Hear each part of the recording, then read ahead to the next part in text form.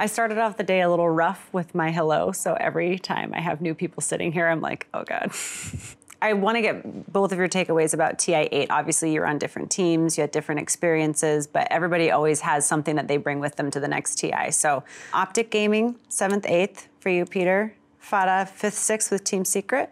So kind of finishing similar, but I'm sure the experience felt a little bit different. So I feel like you're dying to talk, Peter. Why don't you go? That's fine. No, that's fine. It was my first year back playing. I took a year off after I was out of EG. And so it was a nice, respectable finish for my first year back.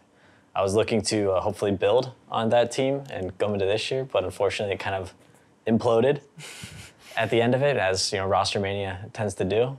So this year, we got almost an entirely new squad, and I feel like we're better than last year.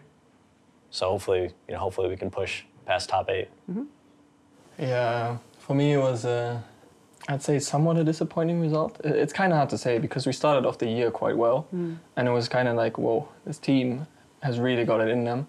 And then towards more leaning towards TI, our performance kind of dipped. The team had the potential for sure, and the skill without a doubt to go higher, maybe even win it. That's why there's always going to be like, the what ifs kind of come to you. But yeah, it's okay. It was acceptable, I'd say. How did this roster come together in the wake of TI8? I think it's a lot of fishing around, and my team, like I said, Optic, it kind of imploded, so it was just me out there looking around for new guys. And Ace and Fata were both getting removed from Team Secret, and Zai was going to Secret, and I think Pycat and Netta thought maybe they were going to Secret as well, and they ended up not going, and so Netta didn't have a team, so he joined me. Ace and Fata were looking for a new home. They said they wanted to keep playing together, put them on the squad, and then Saxo is just like, he's like this, he's one of the highest skilled, one of the highest ranked players in the world. He just wasn't on a team last year, or he made some bad decisions and joined some rosters that he didn't like. So he was a pretty safe bet.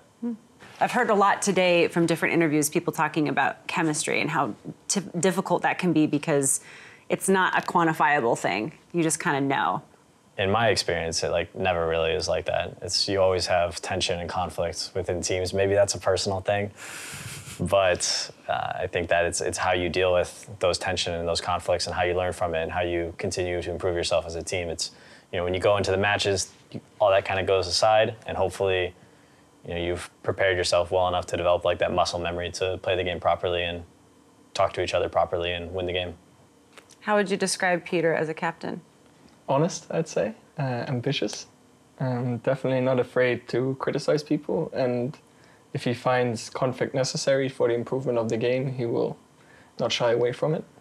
But his approach is very, I don't know, maybe strategic in a way.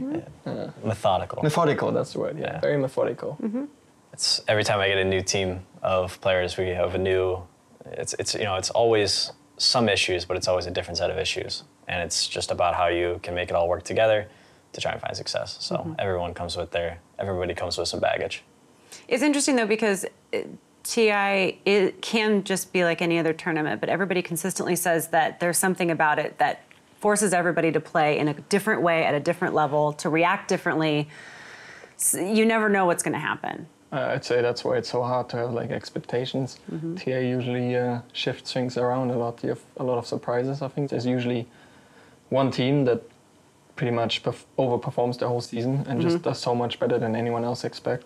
Do you have any moments of regret in the way you've led teams before, where you look back and think, now that I have more experience, I wish I would have known X, Y, and Z? Of course. We always learn from our mistakes. I could have been a better captain all the time. I would love to, maybe it'd be cool to not be the captain sometimes. Really? Why not? Sometimes it's nice to, take away a little bit of responsibility, but it's kind of what I'm best at, and it's kind of what gets me as far as I get. So it's working out. Very nice. Well, thank you guys. Thank you. We appreciate it.